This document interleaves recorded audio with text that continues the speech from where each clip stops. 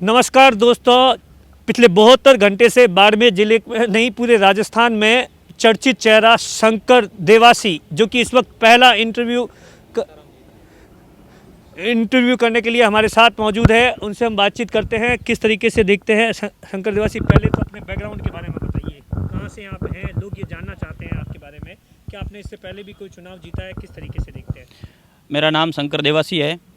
मेरा मूल गांव तारातरा मठ है और मेरे वाइफ पिछली बार निर्दलीय पंचायत समिति सदस्य चुनी गई थी और मैं एक सामाजिक कार्यकर्ता के तौर पर काम करता हूं और मैं हमेशा समाज में जो बुराइयां हैं, मृत्यु बोझ है, नशा प्रवृत्ति ज़्यादा बढ़ रही है, उसके खिलाफ हमेशा जनता के साथ में इससे पहले भी आपके परिवार से किसी ने चुनाव लड़ा था? मेरे परिवार से किसी ने नहीं चुनाव लड़ा। मेरे पिताजी किसान थे, मजदूर थे और वैसे मेरे रियल परिवार में किसी ने नहीं।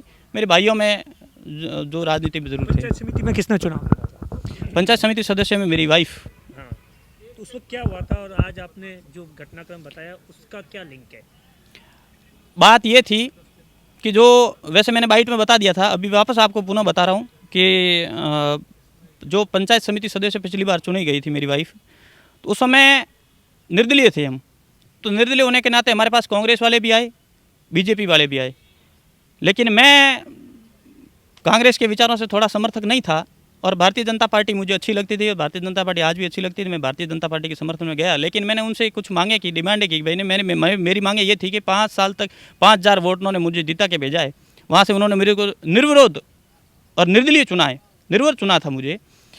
तो उनसे मैंने ये कहा कि भाई 5 साल तक आप मेरा मन रखना। उन्होंने खूब मेरे से वादे किए कि आपको 5 साल तक जो आप कहोगे आपका प्रत्येक काम होगा। यहाँ तक कि 1-1.5 लाख की घोषणा भी की थी शौचालय में टांका की, वो भी अभी तक नहीं हुई है।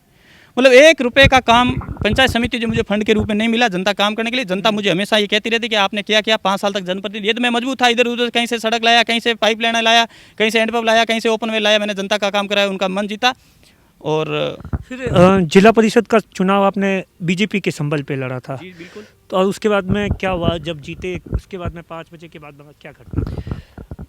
ये राजनीति है और राजनीति में ये धर्म बनता है कि हमेशा सच्चाई के साथ, ईमानदारी के साथ, कर्तव्य निष्ठा के साथ हमें रहना चाहिए। मैं भारतीय जनता पार्टी ने मुझे सिंबल दिया, भारतीय जनता पार्टी मेरी माँ है, मैं तो ये कहता हूँ। उन्होंने मेरे सिंबल दिया और मैंने सिंबल पे चुनाव लड़ा, तो मैं भारतीय जनता पार्टी के साथ था और हूँ और रहूँगा भी। लेकिन बात ये थी कि जब चुनाव जीता मैं, तो चुनाव जीतने के बाद मेरे मन में एक ख्याल आया कि मैं पिछली बार जिस प्रकार मेरे साथ चिटिंग हुई, वादे किए, वो वादे नहीं पूरे हुए, तो इस बार भी कहीं मेरे साथ ऐसा ना हो जाए। दूध का छला छाछ को फूंक फूंक कर पीता है ना भाई, दूध गर्म होता है, वोट जल जाते हैं, फिर छाछ को भी दूध गर्म दूध समझ के फूंक के पीता है। इसी प्रकार मैं सावचेत हो गया। सावचेत ऐसे हुआ, इसमें एक और भी पॉइंट जुड़ता है कि मैं देवासी समाज से हूँ। देवासी समाज आज दिन तक किसी के साथ गद्दारी नहीं करती है, धोखा नहीं करती है, ईमानदार है। आपने तो कर दी। मैंने बिल्कुल चीटिंग नहीं की।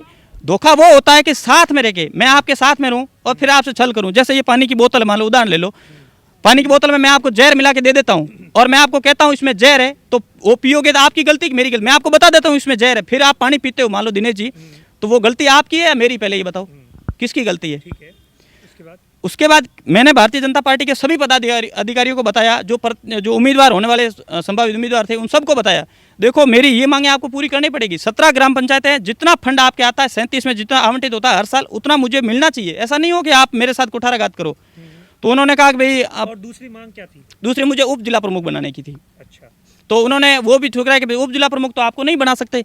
मैंने कहा नहीं बना सकते तो फिर कम से कम ये तो आप यस करो। तो उन्होंने वो किसी भी प्रकार मेरी सुना नहीं। उल्टा उन्होंने क्या किया, मैंने 5 बजे से 2 बजे तक इनसे संपर्क साधता रहा। 10 बजे के बाद मुझे डाउट होना शुरू हुआ, इधर उधर फ़ोन आने के, इसको ऐसा करो, अपहरण कर दो, इसको एक साइड में कर दो, ऐसा है, मेरे को डराया गया, धमकाया गया, ऐसा कहाँ जाएगा, हम ये कर देंगे तेरे साथ, ये कर देंगे, आखिर तू जाएगा कहाँ? इस प्रकार मैं फिर डर गया, सहम गया। मेरे साथ फायर भी तक की थी प्रकार से, मतलब तो मैं डर गया। मेरे हो सकता है ये रात में मेरे साथ कुछ भी कर सकते हैं।